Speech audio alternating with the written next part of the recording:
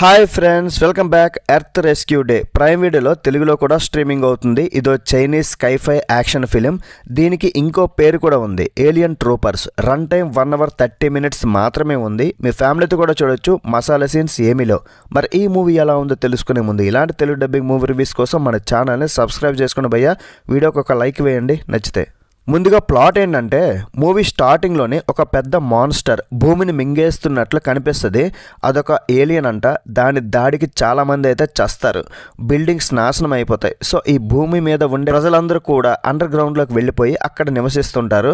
కానీ ఇలాగే ఉండడం వాళ్ళకి ఇష్టం లేదు. సో దానికి ఎగనెస్ట్గా పోరాడాలంటే భూమి మీదకి మళ్ళీ వెళ్ళి తమ గ్రహాన్ని మళ్ళీ రక్షించుకోవాలి. పైనుండి రాళ్ళులా పడతాయి, కిందకి వస్తే పీతల్లా తేలులా కదులుతుంటాయి, మనుషులను చంపేస్తుంటాయి.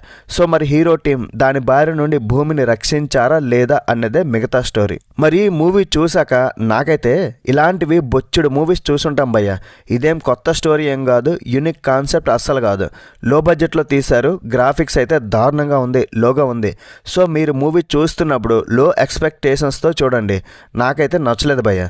పిల్లలకైతే కొంతవరకు నచ్చొచ్చు, బట్ మిగతా వారందరికీ నచ్చకపోవచ్చు. భూమిని కాపాడడం తర్వాత సంగతి, నన్ను కాపాడేవాడు ఎవడరా బాబు అనుకున్నా.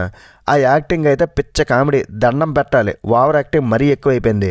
మ్యాక్సిమం ఈ చైనీస్ మూవీస్ అన్నీ కూడా యూట్యూబ్ కోసమో లేదా యాప్స్ కోసమే రిలీజ్ చేస్తుంటారు, మన మీద దాడి చేస్తుంటారు.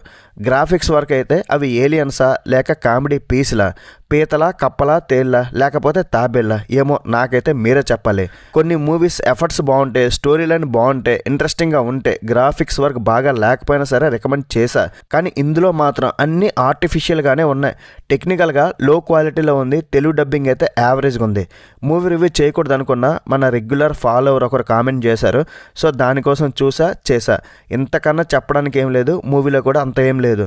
ఫైనల్లీ ఈ చైనా మూవీ నాకైతే డూప్లికేట్ పీస్లానే అనిపించింది భయ్య. మరి ఈ మూవీకి నేను ఇచ్చే రేటింగ్ ఏంటంటే 2.25 out of 5. That's it guys. ఇలాంటి మరిన్ని రివ్యూస్ కోసం మన ఛానల్ని సబ్స్క్రైబ్ చేసుకోండి. నెక్స్ట్ వీడియోలో మళ్ళీ కలుద్దాం. లైక్ చేయడం, కామెంట్ చేయడం, షేర్ చేయడం అసలు మర్చిపోవద్దు. Bye bye. జై హింద్.